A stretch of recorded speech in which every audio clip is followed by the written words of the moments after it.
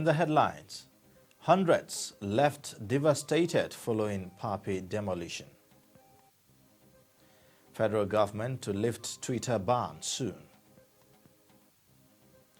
On the foreign scene, 10 dead, dozens trapped after India's Himachal Pradesh landslide.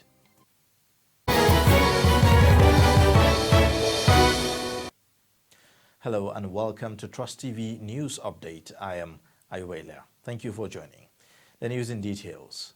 Hundreds of shops and houses have been brought to the ground just barely 2 weeks after an eviction notice was issued to residents of Mpape, a slum within the Federal Capital Territory, Abuja. Many are left with the debris of what used to be a shop or house they once owned, and now life might be starting all afresh for them. Chijoke Okafo reports. Residents of Mpape community are once again faced with the realities of living in satellite towns in Abuja.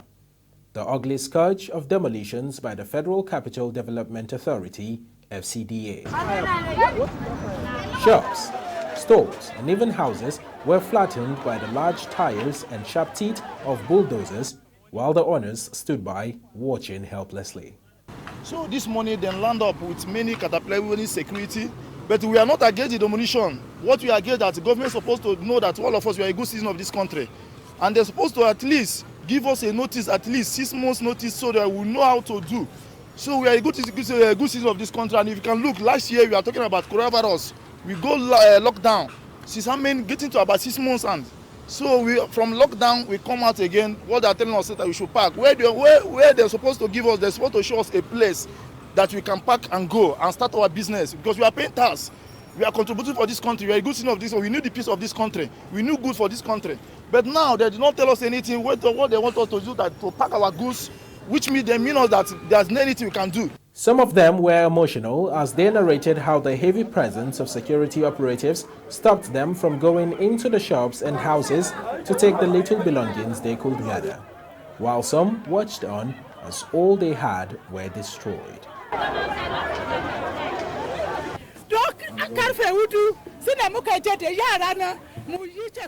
We voted for Buhari because we love him. My children and I voted for him during the elections. A lot of people have lost their lives. There is hunger, there is poverty, our husbands have no money. Our children have gone to school, but they don't have jobs. I'm begging President Muhammadu Buhari to have mercy on us. We don't want to die in vain in Mpape. Many have died from the shock of this. It's the raining season. Where do we go to? Our hometowns are not safe. The townships are not safe. Where do we go? What do we do?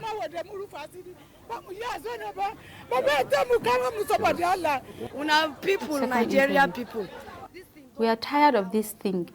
We're crying. No food. Our children are suffering. Look at how they destroyed where we get our daily bread. They chased us away with guns. Everything is bad in Mpape. I'm begging the President Buhari. We know you have sympathy for the poor. I'm begging the President Buhari. We know you have sympathy for the poor masses. I'm begging you, please help us. The residents are calling on the government to provide another means of settlement for them to carry on with their lives, or at the very least, pick up the pieces from where the wrath of the heavy machineries stopped. The nightmare that most of these Mpape residents have dreaded for many years is finally happening. Only that this time around, it is not a dream, but reality unraveling before their very own eyes. Now one will be compelled to wonder, what will become of some of these people whose houses and shops have been demolished? And what would life mean for them with no shelter or any source of livelihood? Chijoke Okafo, Trust TV News, Abuja. The police command in Ogun State on Wednesday said it arrested a suspected herdsman in possession of AK-47 rifle. The suspect, identified as Muhammad, was arrested in Iwoye Ketu in Imeko Afon local government area. According to police spokesperson Abimbola Oyeyemi said that the operatives of the State Police Command on Tuesday apprehended the suspect following an intelligence information. The PPRO said the arrested armed boy was suspected to be a member of a kidnap syndicate who had been terrorizing the area. Meanwhile, the Commissioner of Police, Edward Ajogun, has ordered the immediate transfer of the suspect to State Criminal Investigation and Intelligence Department for discreet investigation.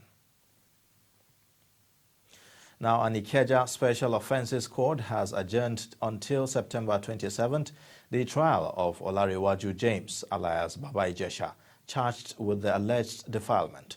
The trial, which was scheduled to continue Wednesday, did not hold due to the absence of the presiding judge, Justice Oluwatoyin Taiwo.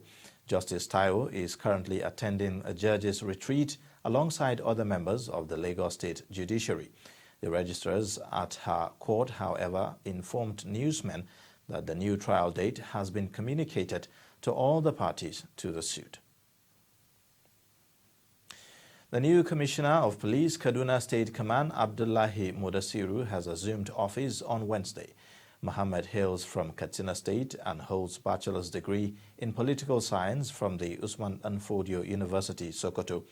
The new commissioner is soliciting the support of all stakeholders in the state and promised to do his utmost best in discharging his duty. Meanwhile, the Chief of Army Staff, Lieutenant General Farouk Yahaya, has reassured that with the support of other security agencies, Nigerian Army will overcome the security threat bedeviling the country. Yahaya made the reassurance when he paid a courtesy visit to Kaduna State Governor Nasiru El-Rufai at the Sir Kashim Ibrahim House in Kaduna. Kaduna State Acting Governor Dr. Hadiza Balarabe appreciated the Nigerian Army on the ongoing efforts to tackle banditry and other criminal activities in the state. She appealed for the deployment of more troops to strengthen the ongoing fight against banditry in the state. We will, by the grace of God, get over them. This is just a phase. We will pass through it as we strategize and also get the support and cooperation of other services, other agencies, stakeholders altogether. And like we all know, we are making progress.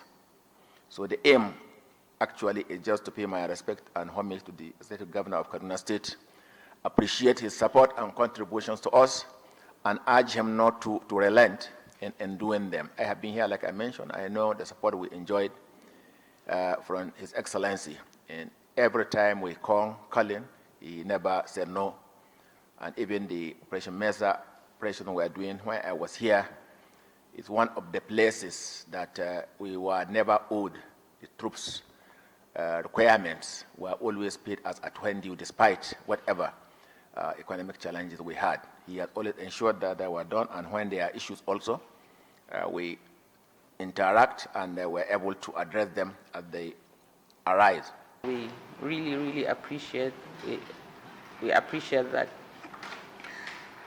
I believe that we will still need to firm up on some of our strategies that are on ground so that we can achieve on our aim of wiping away this banditry and trying as much as possible to have a secure and peaceful Kaduna.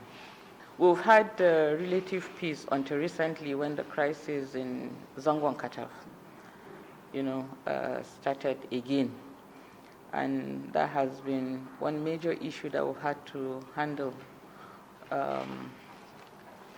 even with the fact that there have been so many peace deals being signed at that local government. And we think that we need to have more troops deployed there, if it is possible, because it's like the situation is overwhelming. And the area is large.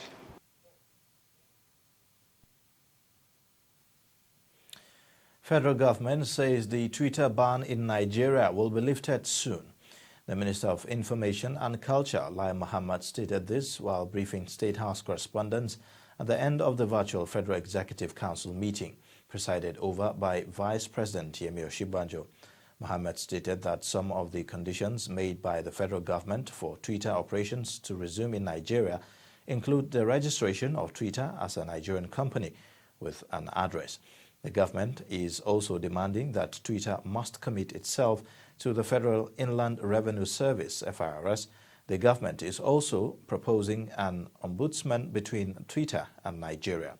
He, however, said that there were about 3 to 4 areas the two were yet to reach agreement, which include opening of office in Nigeria with staff, adding that Twitter has agreed to open office in the country in 2022. You're watching TrustTV News Update, and coming up after the break. Cholera patients discharged at Federal Medical Center, Kefi. Details and more coming shortly. Join us again. Get latest updates on current topical issues and breaking news by downloading the TrustTV mobile app on your Android devices. Go online, click Google Play Store, search TrustTV, install the app, and get doses of unfiltered information on happenings all over the world in your pocket. TrustTV, documenting the Nigerian story. My name is Samuel Dada. Yakubu Isa, ana mana kabila jeje. Aminu Musa. A wannan harkar ce muke dan samun abinci, an muke taimaka mu wasu da yawa. Looking for private jobs. Sometimes you get employed and the process of payment, you undergo some kind of stress.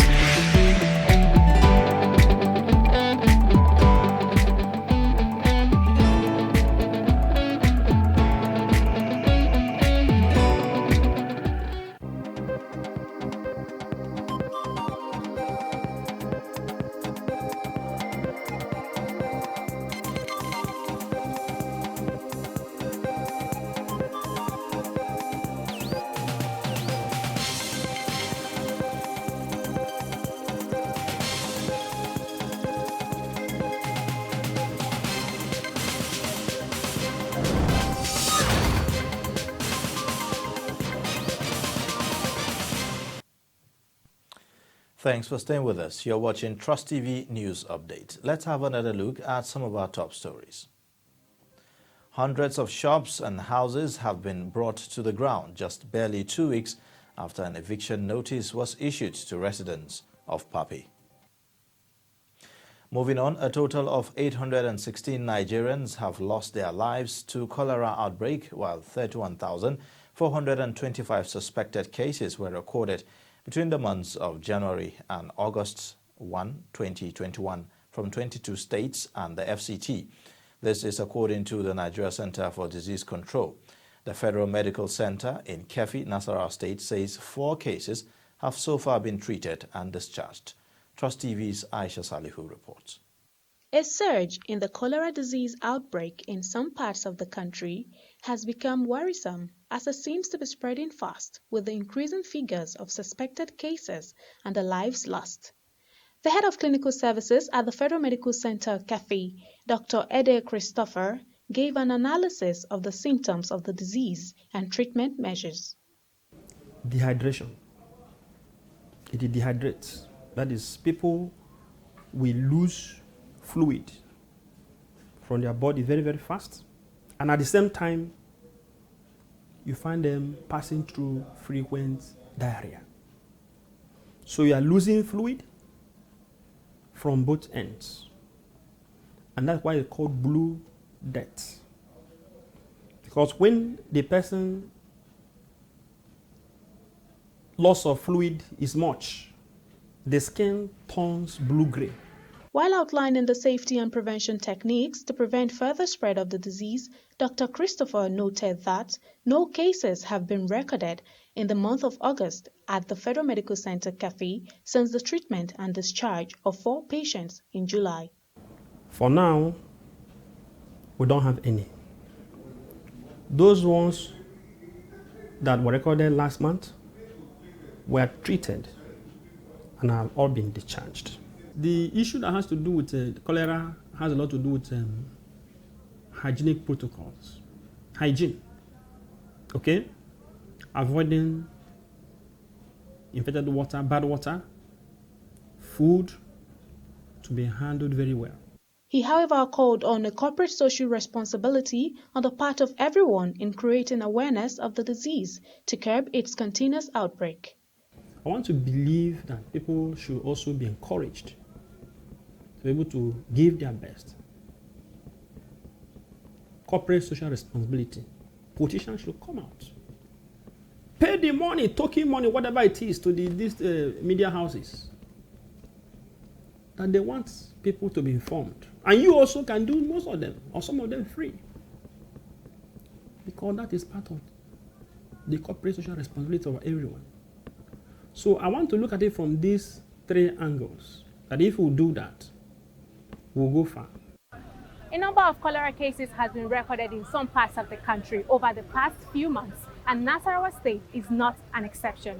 The Federal Medical Center here in Kefi has also treated and discharged some patients suffering from the cholera disease. Officials here say they are on top of the situation as no cases has been recorded so far in the month of August. Aisha Salihu, TrustTV News, Kefi. No fewer than 17 rangers in Nigeria have died within the last 1 year, the National Park Service has disclosed on Tuesday. The Conservator General, Dr. Ibrahim Goni, National Park Service, made this known during a memorial in honor of fallen rangers on World Rangers Day in Abuja. The report. The protection of wildlife is a critical aspect of preserving the environment, but it often comes with a cost, as rangers are exposed to danger not only from those they seek to protect, but also from poachers and cattle rustlers. A total of 120 rangers died globally, and Nigeria was not spared, especially as it battles insurgents, kidnappers and bandits who find haven in forest and game reserves.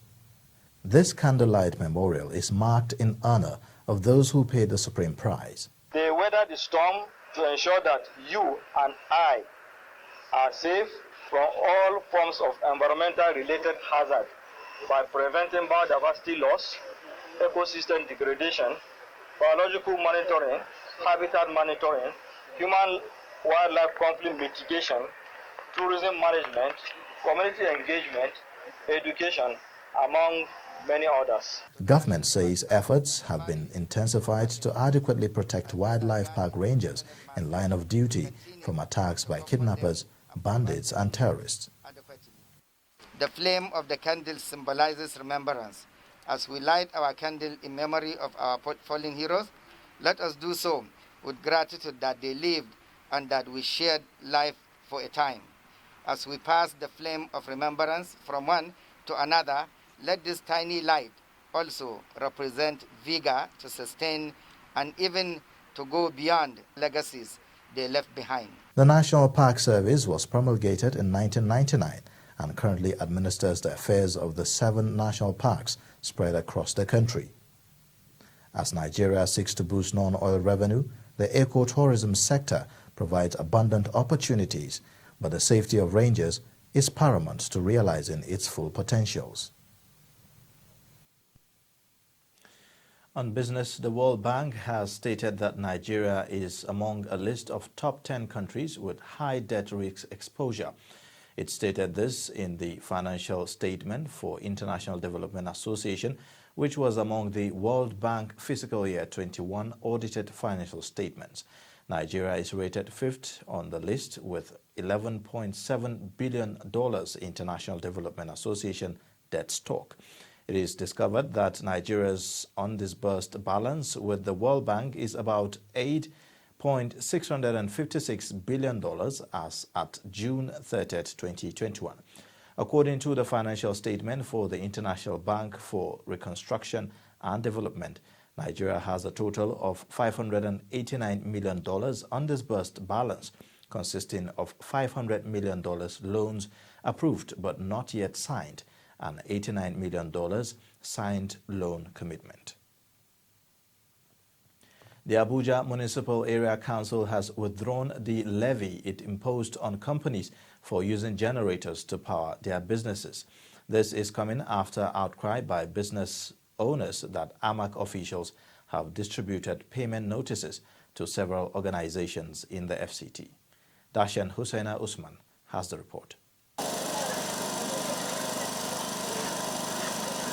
Some business owners in Abuja last week expressed their disapproval after management of Abuja Municipal Area Council Environmental Services gave out letters for payment of an annual fee for using generators. Many business owners are asking questions like what the taxes will be used for or how AMAC intends to regulate, inspect, and control these hazardous substances once taxes are collected. AMAC Chief Revenue Officer speaks on the issue. The Federal Environmental Protection Agencies Act number 3 provides that such emissions should be regulated because there is need to test these emissions and ensure that these things are not too hazardous for the health of the citizens of this city. And that is why, being the local government, the third tier of government that is closer to the people, and the welfare of the people is our main concern, and especially when there are outbreaks of some of these small diseases, the first point of call is the area council. And how do we stop it? And going by that law, we decided to, start regulating the usage of any machine that will bring out such gaseous, dangerous gas that will be injurious to human health. Business owners call on government to work towards improving power generation in order to avoid such policies. They also complain of receiving 4 to 5 payment notices in a week, calling it harassment and a plan to stifle or cripple businesses. Getting multiplicity or otherwise, as stated or as argued by some people, is based on what you are doing. What type of business are you into? If your business demands that you utilize more than 3 or 4 things that appear within the law, definitely you will be served those bills. So it does not mean that we are overburdening you. Because, for instance, if you have a boutique, you will pay shop and kiosk, which is statutory. And within that, your shop, if you display your advert there, you pay for signpost. So by the time we start, and if you are generating waste, you pay for waste management. So if we come and say, pay the bill for this, and you think it is overburdened, but the things that we are demanding for are provided there.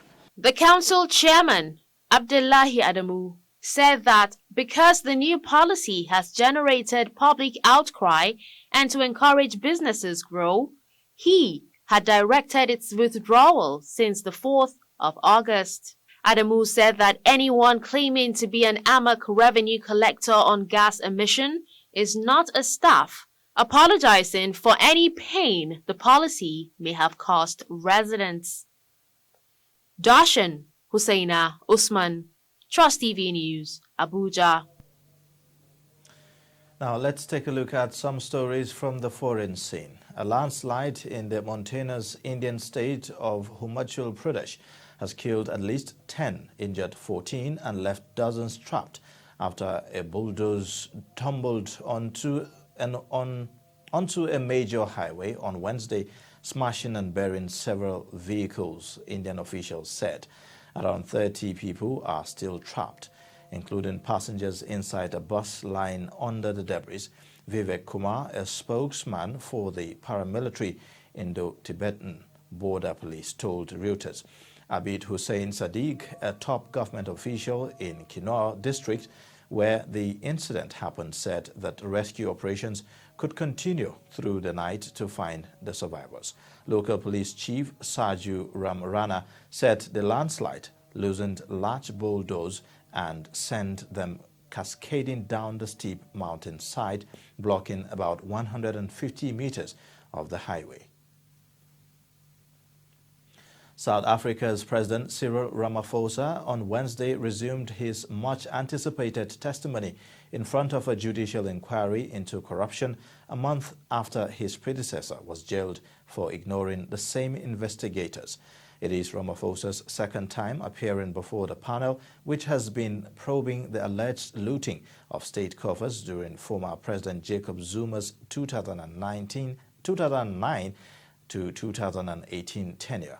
Ramaphosa will be answering questions as both the former deputy president under Zuma and as the current head of state. And now in sports news, Dembe is a martial art combat associated with the Hausa people in northern Nigeria. It is used to identify heroes of a given community, promote unity and peaceful coexistence among society. Our correspondent Idris Jibrin takes a look at the future of this colorful ancient sporting event of the northern Nigeria. Brutal, entertaining and rewarding. Dembe is a martial art combat in the form of sports associated with the Hausa people in northern Nigeria. In Dembe, competitors wrap their stronger arm in coat for striking while reserve the other arm for defense. The idea, therefore, is to subdue one another with one-armed strike. In northern Nigeria, Dembe, like many other sporting events, is associated with tournaments at both local and national level. Sadly, not much attention is given to these ancient sporting activities of the Hausa people. Gaskiya ba abin da suka ba mu amma an ce za a biya wannan season nan. A yanzu lokacin muke jira kuma muna ta'adda Allah kawo lokacin da za a biya mu. Gaskiya na buga festival amma ba Kano na buga ba. Na buga Fatakon ne. Gaskiya sun kula da ni sosai wannan je festival din saboda sun bani abin da ma wanda ma wani ma ya ci gold din kuma bai ma samu ba. Sun bani kuɗi sun kai 500,000. Kano State, being the largest center for Dembe in northern Nigeria, has less medals from the last festival that took place in Edo in 2021 due to lack of government support. Most players were engaged by neighboring states. Jihar Edo suna ba da kulawa 100% da suna ba da aiki permanent and pensionable, sannan kuma jihar Delta ita ma tana dan badawa, ita kuma a take. Sannan mu jihar Kano abinda muka fi shugabanni gare mu masu kula da abin su ba shi daraja kamar irin mu. Northern Nigeria begins to treat Dembe like many other sporting events. The future of this Asian sport that drew visitors from around the country will continue to remain bleak. Idris Jibrin, TrustTV News, Kano.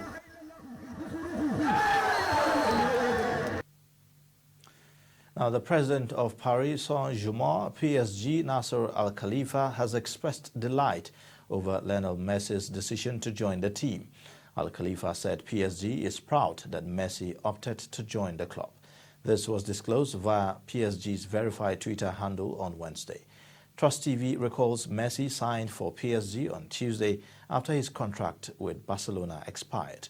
The Argentine superstar signed a 2-year deal with an option of a 3rd year.